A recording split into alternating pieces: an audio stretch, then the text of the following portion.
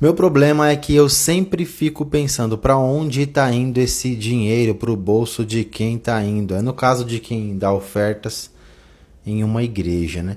Por isso que você precisa escolher uma igreja séria, comprometida com o evangelho. Mas eu vou te abrir uma cortina do mundo espiritual e eu vou deixar você olhar dentro da cortina. Vou te dar umas revelações aqui, tá? Gente, primeiro, qualquer oferta que você coloque no altar de Deus, a oferta em primeiro lugar clama.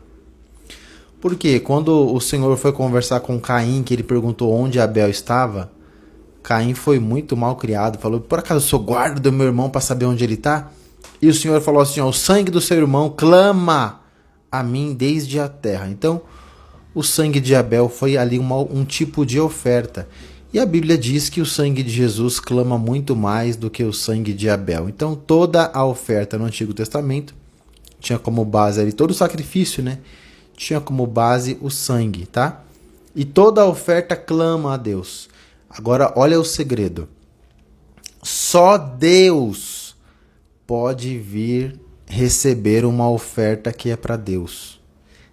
Se você falar assim, ó, essa oferta aqui eu estou dando ao Senhor, ninguém pode receber, nem demônio, nem anjo, nada, nem espírito nenhum. Só o Senhor é que vem pessoalmente receber uma oferta que é destinada a Ele.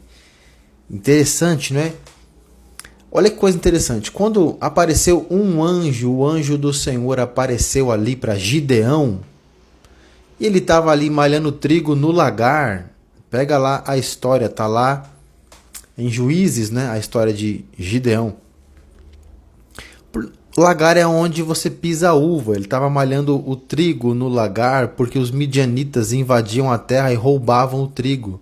E o povo ali estava refém dessa situação há muito tempo. E quando eles colhiam, na época da colheita, os midianitas vinham e levavam embora. Então, tá lá Gideão, aparece um anjo para ele. E ali a gente fica se é um anjo ou se é o próprio Senhor Jesus ali numa teofania, né? Que é o anjo do Senhor que aparece no Antigo Testamento. Eu acredito que fosse ali o próprio Jesus, porque ele recebeu a oferta, né? E o anjo falou para Gideão que era com ele que ele ia vencer os midianitas e tal. E aí Gideão falou assim, olha, Gideão foi inteligente, quem leu o texto não percebeu. Gideão fala assim, fica aqui que eu vou trazer uma oferta para ti. Gideão queria ter certeza se era do Senhor. Gideão foi, matou um animal, cozinhou, fez pães ázimos, colocou um caldo numa panela, colocou num cesto e colocou no chão. Ai, por que ele colocou no chão, gente? Deus só aceita a oferta em altares. Por que você tem que entregar uma oferta para Deus na igreja? Porque Deus, presta atenção, Deus só recebe oferta em altar. Gideão pôs num cesto e colocou no chão. Só quem aceita a oferta no chão é demônios. É por isso que a macumba é oferecida no chão. Ó, presta atenção, presta atenção. Toda oferta aos demônios é oferecida no chão. Deus só recebe em altares. E se for para Deus, só Ele recebe. Então o anjo falou para Gideão assim, tira do chão e coloca em cima desta penha. Tinha uma rocha lá, Gideão colocou, tirou do chão, colocou na penha, o anjo falou, deita o caldo por cima. Ele deitou o caldo lá na carne. O anjo tinha um cajado na mão, ele foi e tocou na penha. Não desceu fogo do céu, como no caso de Elias, né? O fogo saiu da penha, subiu fogo da rocha, consumiu aquele holocausto, né? E no meio daquela fumaça ali, o anjo também subiu e sumiu. E Gideão ficou muito temeroso. Ele falou, eu vi o Senhor, eu vou morrer. E aí o Senhor falou com ele, não, você não vai morrer. Então, olha que interessante. Para ter certeza de que aquele ali ou era Deus ou era um anjo do Senhor, que veio a mando do Senhor. Ele testou o anjo, ele pôs no chão, o anjo não recebeu, ele pôs na rocha, né? Tem umas simbologias para Jesus aí também, né? Mas não é o tema. Ele pôs na rocha, saiu fogo, consumiu a oferta e Gideão falou, então esse aqui realmente é de Deus, ele temeu. Outra prova disso, né? O apóstolo Paulo fala que sobre o anticristo, né, que ele vai se assentar no lugar santo, querendo parecer Deus, né, e recebendo adoração como Deus. Quando o anticristo, né, entrar, que vai ser possesso por Satanás, né? Satanás vai ser expulso das regiões celestiais, lá em Apocalipse 12, descendo na terra sabendo que ele tem pouco tempo, ele vai entrar no anticristo, que até então não era uma pessoa tão maligna, era só um líder mundial. Satanás vai entrar nele e imediatamente vai se assentar no lugar santo, no templo de Jerusalém. Só que antes dele entrar no templo, ele vai ter que mandar parar a oferta. Isso está lá em Daniel 9. Ele fala que ele manda parar a oferta de sacrifício e de manjares. Por que ele manda parar a oferta? Porque toda a oferta clama a Deus e Deus vem receber.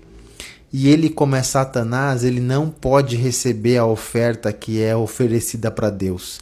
Você percebe? Ele se diz Deus, é o que o apóstolo Paulo fala, e se assenta no templo. Mas a oferta que é oferecida para Deus, ele não pode receber, mesmo se dizendo Deus. Então a primeira ordem dele é mandar parar a oferta. Pega aí esse segredo. Então, independente da igreja que você vai ofertar, quando você diz que é para Deus e está entregando em um altar para Deus, ele vem pessoalmente receber. E se a igreja não for boa e o pastor, ele embolsa, ele vai prestar contas com Deus, tá? Mas se você não analisou a igreja e está entregando em qualquer igreja, o que pode acontecer é que a sua bênção não vai ser tão grande. Como no caso das duas parteiras lá do Egito, que faziam os partos das judias no tempo que o povo de Israel era escravo no Egito, né? O faraó chamou as duas parteiras e falou assim, ó, se nascer mulher, deixa viver, se nascer menino, né, você lhes tira a vida. E as parteiras, temendo a Deus, não fez. Até mesmo porque naquela época nasceria Moisés, não é? As parteiras não fizeram isso. E Faraó chamou as duas e falou, peraí, vocês estão descumprindo uma ordem legal minha, do Estado do Egito, não é? Vai pegando aí, ó. E elas falaram, não, meu senhor, é porque as judias são muito fortes. Elas nos chamam e quando a gente chega lá, a criança já nasceu. E a gente não consegue tomar a criança da mãe. Então é por isso que os meninos continuam nascendo. O texto diz que isso pareceu bom aos olhos do Senhor. E Deus lhes deu casas. Deus tocou no coração de alguém e deu casa para as duas parteiras. Elas ganharam casas de presente.